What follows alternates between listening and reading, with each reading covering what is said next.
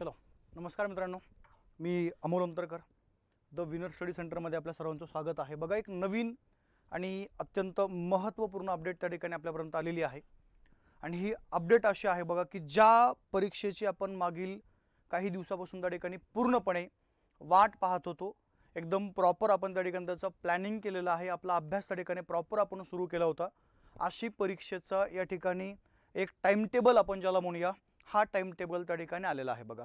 Okay, 2 मिनिटं फक्त लक्ष द्या बघा। महाराष्ट्र राज्य परीक्षा परिषद पुणे यांच्या मार्फत त्या ठिकाणी हा टाइम टेबल डिक्लेअर केला गेलेला आहे बघा। तर याच्यामध्ये सांगितलं गेलं जी परीक्षा आपली आहे बघा, त्या परीक्षेचं नाव लक्षात ठेवू चला, शिक्षक अभियोग्यता व बुद्धिमापन चाचणी, ओके, टेट परीक्षा 2025 हा टाइम टेबल त्या ठिकाणी आउट केला गेलेला आहे या परीक्षेचा। मग आता याच्यामध्ये सांगितलं काय बघा, लक्षात ठेवू चला, परीक्षा नेमकी नियोजित कोणत्या महिन्यामध्ये होणार आहे असा त्या ठिकाणी उल्लेख केला गेलेला आहे। तर याच्यामध्ये बघा, महाराष्ट्र राज्यातील सर्व स्थानिक स्वराज्य संस्था व खाजगी व्यवस्थापनच्या शाळेमध्ये पवित्र या संगणकीय प्रणालीद्वारे शिक्षक भरती करता शिक्षक अभियोग्यता व बुद्धिमापन चाचणी, ज्याला आपण टेट असं म्हणूया, 2025 या परीक्षेचे ऑनलाईन पद्धतीने आयोजन करण्यात आलेले आहेत। म्हणजे एक पहिला भाग लक्षात ठेवू चला, आपली जी परीक्षा आहे बघा, ही परीक्षा त्या ठिकाणी ऑनलाईन पद्धतीनं घेतली जाणार आहे, ऑफलाईन बिलकुल नाही। मागच्या काही दिवसापासून बरीचशी अशी चर्चा पण सुरू होती की ही जी परीक्षा आहे बघा, ही त्या ठिकाणी ऑफलाईन पद्धतीने घेतल्या जाऊ शकते। तर हा मुद्दा मात्र इथं आपल्याला पूर्णपणे स्टॉप करायचा आहे, कारण की इथं स्पष्टपणे सांगितलंय की ही जी परीक्षा घेतली जाणार आहे बघा, ही त्या ठिकाणी ऑनलाईन पद्धतीनं ही परीक्षा घेतली जाणार आहे।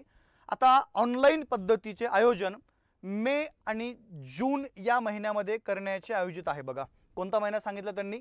मे व जून महिना। या मे जून महिन्यामध्ये ह्या परीक्षा ज्या आहेत बघा, किंवा ही जी परीक्षा आहे या परीक्षेचं आयोजन या ठिकाणी करण्याचे नियोजित आहे बघा। म्हणजे आता कन्फर्म लक्षात ठेवू चला, मे किंवा जून या 2 महिन्यामध्ये आपल्याला कोणतीही तारीख त्या ठिकाणी कोणत्याही तारखेपासून ही परीक्षा आपली सुरू होऊ शकते। तरी पात्र उमेदवारांनी सदर परीक्षेबाबत आवश्यक ती पूर्वतयारी करावी असे आवाहन करण्यात आलेले आहे। ओके, अजून जर त्या ठिकाणी तुम्हाला ह्या अपडेट संदर्भात या ठिकाणी अधिक माहिती जर हवी असेल तर बघा, महाराष्ट्र राज्य परीक्षा परिषदेच्या www.msce.pune.in या संकेतस्थळावरती त्या ठिकाणी आपण अधिकची माहिती जी आहे बघा, ती माहिती या ठिकाणी घेऊ शकता। 2 मुद्दे इथं आपल्याला क्लिअर असणं आवश्यक आहे की आपली परीक्षा मे आणि जून या महिन्यामध्ये होणार आहे। त्यानंतर बघा, परीक्षा आपली ऑनलाईन पद्धतीने होणार आहे, म्हणजे आपल्याकडं आता जास्त काळ इथं जो वेळ आहे बघा, तो वेळ त्या ठिकाणी राहिलेला नाही आहे। त्यामुळे जास्त वेळ न लवडता लगेच त्या ठिकाणी जे विद्यार्थी शिक्षक अभियोग्यता परीक्षेची तयारी करताय बघा, त्या विद्यार्थ्यांनी अभ्यासाला या ठिकाणी सुरुवात करणं काय बघा या ठिकाणी आवश्यक आहे। आता या परीक्षेसाठी सगळ्यात महत्त्वाची गोष्ट बघा, जो सर्वात मेन सिलेबस आहे तो सिलेबस एकदा आपल्याला पूर्णपणे या ठिकाणी माहीत असणं आवश्यक आहे बघा। कारण की कधी काय होतं बघा, बऱ्याचदा विद्यार्थ्यांना सिलेबस त्या ठिकाणी लवकर न समजल्यामुळे ही आपला जो गोंधळ आहे बघा, तो गोंधळ त्या ठिकाणी होताना पाहायला मिळतोय। मग याच्यामध्ये पहिला एक भाग लक्षात ठेवचला बघा, सिलेबस वरती जर आपण बोलतोय तर आपल्याला या ठिकाणी कन्फर्म हा सिलेबस माहीत असणं आवश्यक आहे।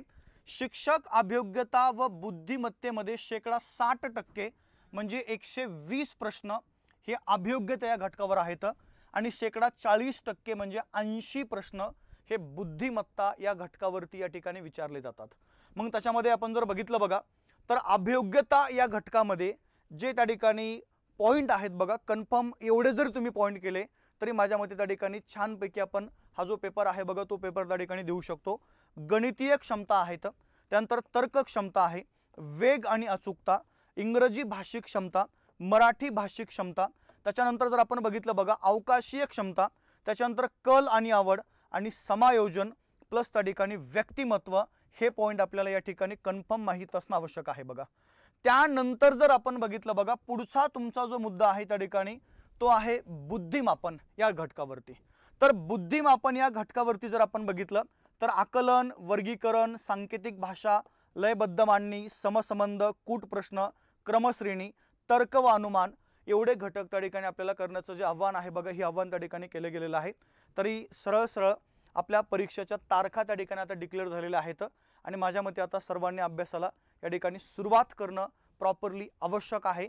अजून आपल्याकडे वेळ आहे। छान पद्धतीनं जर आपण वेळेचं नियोजन जर केलं तर येणारी परीक्षा 100% आपल्याला चांगल्या प्रकारे या ठिकाणी जाऊ शकते आणि आपलं शिक्षक होण्याचं स्वप्न हे त्या ठिकाणी पूर्ण होऊ शकते।